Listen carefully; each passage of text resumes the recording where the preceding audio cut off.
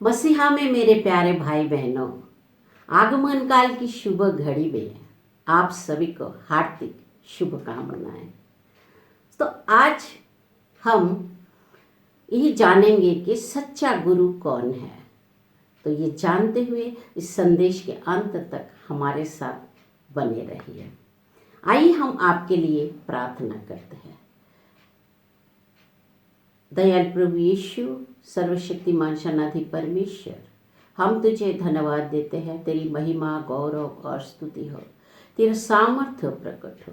तूने हमें संभाला है और हमारी हर ज़रूरतें पूरी की है, इसलिए तुझे धन्यवाद देते हैं। प्रभु आपको और आपके परिवार को आशीष दे। इस महामारी बीमारियों में प्रभु आपको चंगाई दे और सुरक्षित रखे। आपके परिवार, आपके रिश्तेदार, जो कोई भी है, सभी को प्रभु चंगाई दे और सुरक्षित रखे। प्रभु आपके जीवन को सुख, शांति और समृद्धि से भर दे, प्रेम से भर दे, खुशियों से भर दे। यही प्रार्थना करते हैं हमारे प्रभु ईसा मसीह के नाम से, आमीन। इस संसार में हर तरह की ज्ञान देने वाले गुरु आपको कई मिल जाते हैं। घर से लेकर स्कूल तक, स्कूल से लेकर कॉलेज तक, और फिर कॉलेज से लेकर आपके करियर बनाने तक आपके जीवन में कई सारे गुरु आते हैं। अब तो टीचर के साथ भी गुरु शब्द जोड़ दिया गया है। अब टीचर को भी गुरु कहा जाता है। दोस्तों, आप प्रार्थना कीजिए कि आपको एक ऐसा सच्चा गुरु मिल जाए जो आपको सत्य बताए, सत्य की राह पर चलाए, आपके लिए सत्य का मार्ग बने और आपके मुरझे हुए जीवन में सांस फूंक दे ताकि आप जिंदा हो जाए। जी हाँ दोस्तों, वही गुरु जो हमारे अंदर है, आपके अंदर है, बस उसे जागृत कीजिए। वही सत्य का आत्मा, वही जागृत आत्मा, वही पवित्र आत्मा जो हमें सत्य बताते हैं, सत्य की राह पर चलाते हैं और सत्य पर स्थापित करते हैं। तो इस संसार में हमें आत्मिक गुरु भी मिलते हैं जो हमें ईश्वर तक पहुंचाता है, मसीहा का पहचान कराता है, हमें सत्य बताते हैं। आत्मिक गुरु जिन्हें हम धर्म गुरु भी कहते हैं, प्रीस्ट कहते हैं, पास्टर कहते हैं, या कोई प्रचारक या कोई साधारण व्यक्ति भी आपके लिए आत्मिक गुरु बन सकता है, जो आपको सत्य बताता है, सत्य की राह पर चलाता है और ईसा मसीह का पहचान करवाता है और ईश्वर से मिलवाता है। जी हाँ, तभी आपके अंदर, हमारे अंदर आत्मिक बोध जागृत हो जाता है। हम ये जान पाते हैं कि ईसा मसीह का दुख, भोग, यातना, मृत्यु, पुनरुत्थान के द्वारा हम उनके जीवन के सहभागी बन जाते हैं। और हम ये भी समझ पाते हैं कि जो कुछ भी हमें मिला है, जो कुछ हमारे साथ हो रहा है, जो भी खेल हम खेल रहे हैं, जो भी सुख दुख का ड्रामा, नाटक चल रहा है, वो सब कुछ एक ही बात के लिए है कि हम ईश्वर को जान पाए, उसके सामर्थ्य को पहचान पाए। ये सब कुछ इसलिए हमारे साथ होता है ताकि हम परमेश्वर के सामर्थ्य को पहचान पाए, उसके महिमा और सामर्थ्य प्रकट होता है, ईसा मसीह का प्रेम प्रकट होता है और हम उस प्रेम को अभिव्यक्ति करते हैं। हम मुक्ति की बानी घोषणा करते हैं ताकि सभी को मुक्ति मिले, सभी उस स्वर्ग के राज्य में प्रवेश कर पाए। मगर दोस्तों, उसके पहले हमें सच्चा मार्ग पता होना चाहिए कि किस मार्ग से हमें जाना है। एक बार थॉमस ने ईसा मसीह से पूछा था कि गुरुजी, आप जहाँ जा रहे हैं वहाँ का रास्ता हमें पता नहीं है, हमें वो मार्ग बताइए। और ईसा ने कहा था, मार्ग, सत्य और जीवन मैं हूँ, मुझसे होकर गए बिना कोई भी पिता तक नहीं पहुँच सकता। दोस्तों, इस वचनों में गहराई छुपी है। इस वचनों में ईसा मसीह का जीवन का सार है, ईसा मसीह का आत्म परिचय है।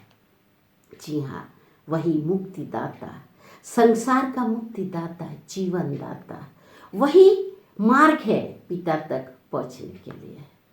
और उन्होंने कहा था शिष्य से कि वो मार्ग तुम्हें पता है, क्योंकि मैं ही वो मार्ग हूँ, मैं सत्य हूँ, मैं जीवन हूँ। ईसा मसीह हमारे लिए वो मार्ग है और उसकी वाणी उस मार्ग में हमारे लिए प्रकाश है। जी हाँ दोस्तों, हम पढ़ते हैं साम भजन संगीता 119 अध्याय 105 पद में, your word is lamp to guide me and a light for my path. तेरी वाणी मुझे ज्योति प्रदान करती है और मेरा पथ आलोकित करती है। दोस्तों, प्रभु की वाणी से हम लोगों को वो दिखा सकते हैं कि जो वो अपनी आंखों से देखने में असमर्थ है। हमारे जीवन में, हमारे अंदर ऐसे कई गहराई खाई है जहाँ अंधेरा है, जहाँ कभी रोशनी नहीं पहुँचती। बगैर प्रभु की वाणी में वो शक्ति है कि उस अंधेरे, वो गहरे खाई तक पहुँचकर उस अंधेरे को मिटा दे, उसे दूर कर दे। जी हाँ, ईसा मसीह वो प्रकाश है, संसार की ज्योति। दोस्तों, हम वाणी सुनकर, वो जो प्रभु की वाणी है वो हमारे उस मार्ग को प्रकाशित करता है, हमें रास्ता दिखाता है। तो फिर सुसमाचार सुनना और सुनाना कितना जरूरी है। हम सुसमाचार सुनते हैं, मगर जब सुसमाचार सुनाने की बात आती है तो हमें समझ में नहीं आता कि हम सुसमाचार कैसे सुनाएं, क्या बोले, कैसे बोले। दोस्तों, ये बहुत ही आसान है। अगर आपको सत्य पता है, आप ईसा मसीह को पहचानते हैं और ईसा मसीह से प्रेम है, तो आप सुसमाचार सुना सकते हैं। हम एक वचनों को पढ़ते हैं और समझते हैं कि ये किस तरह से किया जा सकता है। प्रेरित चरित 8 अध्याय 32 और 33 पद हम पढ़ते हैं। खोजे आइज़ाया ग्रंथ का 53 अध्याय 7 और 8 पद पढ़ रहा था, मगर उसे वो समझ में नहीं आ रहा था। वो पढ़ रहा था, क्या पढ़ रहा था? वध के लिए ले जाए जाने वाली मेमने की तरह और ऊन कतरने वाले के सामने चुप रहने वाली भेड़ की तरह उसने अपना मुंह नहीं खोला। उसे अपमान सहना पड़ा, उसके साथ न्याय नहीं किया गया। उसकी वंशावली की चर्चा कौन करेगा? उसका जीवन पृथ्वी से उठा लिया गया है। आमीन। दोस्तों, खोजे वो आइज़ाया ग्रंथ का 53 अध्याय 7 और 8 पद पढ़ रहा था, मगर वो पढ़ तो रहा था, उसे समझ में नहीं आ रहा था। तो वो किस तरह से समझे इसे? हम फिर देखते हैं 34 पद में। तो फिर खोजे फिलिप से पूछता है, वो पद में 34 पद में देखते हम क्यों कहता है कि नबी आइज़ाया ये किसके बारे में कह रहा है, अपने बारे में या किसी और के बारे में? आमीन। खोजे को समझ में नहीं आ रहा था, वो जो पढ़ रहा था तो पढ़ रहा था, मगर उसको ये समझ में नहीं आ रहा था कि ये किसके बारे में कह रहा है, अपने बारे में कह रहा है नबी या किसी और के बारे में। फिर हम देखते हैं 35 पद में, तब फिलिप ने धर्म ग्रंथ के इस प्रसंग को आधार बनाकर उसे ईसा का सुसमाचार सुनाया। आमीन। दोस्तों, बस आपको भी वही करना है। आप शास्त्र को आधार बनाकर ईसा का सुसमाचार सुना सकते हैं। आप किसी भी प्रसंग को आधार बनाकर ईसा का सुसमाचार सुना सकते हैं। सुसमाचार सिर्फ किसी शास्त्र में कैद नहीं है। तो एक फिल्मी गाना भी आपके लिए भक्ति गीत हो सकता है। वो आपके लिए भजन बन सकता है। आपके रोजमर्रा जीवन के प्रसंग को लेकर, घटनाओं को लेकर भी आप ईसा का सुसमाचार सुना सकते हैं। आमीन। तो देखा हमने कि कितनी आसानी से उसने इस बात को समझाया उसे। हाँ, तो उसने क्या किया, ईसा का उस प्रसंग को आधार बनाकर सुसमाचार सुनाया है। और बस हम जब सुसमाचार सुनाते हैं तो हमें एक बात समझना ज़रूरी है कि सामने कौन लोग बैठे हैं, कौन लोग हैं जो इस बात को समझ सकते हैं। तो उसी हिसाब से हमें बात करना है, आज के समय के अनुसार, उनके समझ के अनुसार, आज की भाषा में हमें उन्हें आसानी से समझाना है, बताना है। और ईसा मसीह भी यही करते थे। हम देखते हैं कि मार्क 4:33 में वह इस प्रकार की बहुत से दृष्टांत द्वारा लोगों को उनके समझ के अनुसार सुसमाचार सुनाते थे। उनके समझ के अनुसार सुसमाचार सुनाते थे। तो हम भी किसी दृष्टांत द्वारा, किसी उपमा कहानी द्वारा हम आज के भाषा में उनके समझ के अनुसार सुसमाचार सुना सकते हैं। और सुसमाचार सुनाने के लिए एक चीज़ हमारे होना ज़रूरी है, वो है हमारा आत्मबोध। और हमें ईश्वर का सामर्थ्य भी जानना ज़रूरी है, क्योंकि सिर्फ शास्त्र का ज्ञान ही ज्ञान नहीं है, हमें ईश्वर का सामर्थ्य भी पता होना चाहिए। और दोस्तों, शास्त्र में ऐसे कई ज्ञानपूर्ण बातें हैं जो हम समझ नहीं पाते, क्योंकि वो जो साधारण लोग हैं वो इन बातों को समझ नहीं पाते। कई बार इसका गलत अर्थ भी अपने हिसाब से निकालते हैं। मगर जो ज्ञानपूर्ण है, जो प्रज्ञावान है, जो आत्मिक रूप से परिपक्व है, वही इन बातों को समझ पाते हैं, क्योंकि जिन्होंने ये सब लिखा है वे प्रज्ञा प्राप्त किए थे और उसी हाई लेवल से वहाँ रहकर उन्होंने लिखा है। तो इसलिए दोस्तों, जितना हमें समझ में आता है, अगर उतना ही हम अमल करते हैं तो वही हमारे लिए कारगर होता है। उतना भी हम पालन करते हैं तो भी बहुत है।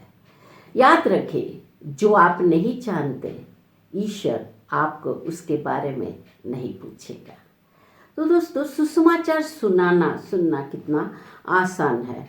और ये काम जो है ये पवित्र आत्मा करता है। पवित्र आत्मा हमें प्रेरणा देता है, पवित्र आत्मा ही ये सब कुछ करता है। तो हम और एक वचन को पढ़ते हैं, प्रेरित चरित 8 अध्याय 29 और 30 पद में। आत्मा ने फिलिप से कहा, आगे बढ़िए और उस रथ के साथ चलिए। फिलिप दौड़कर उसके पास पहुंचा और उसे नबी आयजा का ग्रंथ पढ़ते सुनकर पूछा, आप जो पढ़ रहे हैं क्या उसे समझते हैं? देखिए, वो बंदे का नाम भी खोजे था। खोजे यानी ढूंढे, खोज करे। और वो ईश्वर की खोज कर रहा था, ईश्वर को ढूंढ रहा था। और वो जो पढ़ रहा था उसे वो समझ में नहीं आ रहा था। तो फिर उसने फिलिप से कहा, हम देखते 31 पद में, उसने फिलिप से कहा कि जब तक कोई मुझे इसका अर्थ ना समझाए तब तक मैं कैसे समझूंगा। तो फिलिप ने उसे पूछा था, खोजे को, कि क्या तुम जो पढ़ रहे उसे समझते हो? तो उसने कहा, जब तक कोई मुझे ना समझाए, इसका अर्थ ना समझाए, तब तक मैं कैसे समझ सकता हूँ। और तब फिलिप ने वो जो पढ़ रहा था उस प्रसंग को आधार बनाकर ईसा का सुसमाचार सुनाया। और फिर हम देखते हैं कि उसने वो जो फिलिप ने गुरु का काम किया है और उसके अंदर के गुरु को जगा दिया, उसे पवित्र आत्मा प्राप्त हुआ और उसे ईश्वर मिल गया। तो हमें भी वही करना है, हम भी उसी तरह से सुसमाचार सुनाए, लोगों को प्रेरित करें, पवित्र आत्मा से भर जाए और उसके अंदर पवित्र आत्मा जागृत हो जाए। और फिर क्या किया है, फिर पवित्र आत्मा से प्रेरित होकर वहाँ एक जलाशय था और वहाँ जाकर खोजे ने बपतिस्मा लिया और फिलिप अपने प्रचार के कार्य में आगे बढ़ा। दोस्तों हम देखते हैं कि ये किस तरह से हुआ है। तो ये पवित्र आत्मा के प्रेरणा से हो सकता है। पवित्र आत्मा जब हमें हमारे अंदर के बोध को, आत्मिक बोध और हमारे समझ को बढ़ाते हैं, हम ईश्वर को पहचान पाते हैं, जान पाते हैं, तभी ये काम आसानी से हो जाता है। हमें रोज प्रार्थना करनी है, बाइबल अध्ययन करनी है। तो दोस्तों आप रोज प्रार्थना करें, बाइबल का अध्ययन करें और पवित्र आत्मा के वरदानों से अपने आप को भर लें और अपने अंदर के गुरु को जगाए रखें। तो दोस्तों देर किस बात की, आप सुसमाचार सुने और सुनाएं, शेयर करें। दोस्तों इसी विचार के साथ मैं हूँ अंजलि मंडल, आपसे विदा लेते हैं। इसी तरह आपसे मिलते रहेंगे। हमारे चैनल को सब्सक्राइब करना और वीडियो को शेयर करना ना भूलें। आपसे फिर मिलेंगे, तब तक के लिए इजाज़त दीजिए। धन्यवाद, शुक्रिया, जय मसीह।